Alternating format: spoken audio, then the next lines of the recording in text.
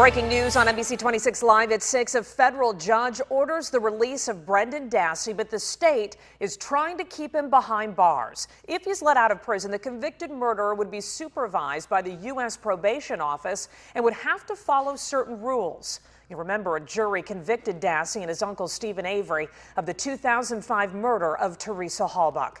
NBC 26's Raquel Amel is live tonight at the Columbia Correctional Institution in Portage with more. Raquel?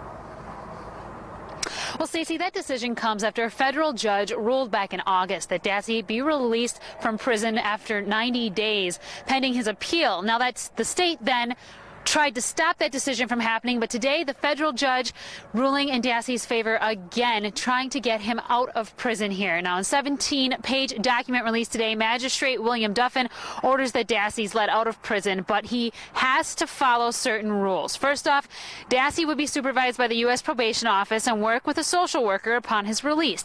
He's not allowed to violate any laws, and he must appear at all court dates. Dassey is required to provide an address to where he would live to the U.S. Probation Office by noon tomorrow at the latest, which means he could be released by then. They have their own criteria and their own rules.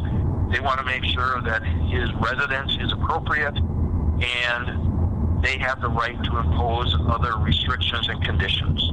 Attorney General Brad Schimmel is filing an emergency stay of this decision, hoping to prevent Dassey from being released. Now, Dassey would be released with restrictions pending his appeal, which, according to our legal analyst, that appeal could take as long as a year to complete. Live in Portage, keeping you connected, Raquel Amel, NBC 26. Brendan Dassey's brother, Brad, releasing a statement today to NBC 26 saying, quote, "My brother is one step closer to the freedom he deserves. My heart is pumping beyond belief, and I'm extremely ecstatic to hear he'll finally get a taste of freedom until things are completely resolved. Despite what people say, I love and care about my brother Brendan. I always have and always will," end quote. NBC 26 did reach out to the Halbach family today for a response to the ruling. So far, we have not heard back.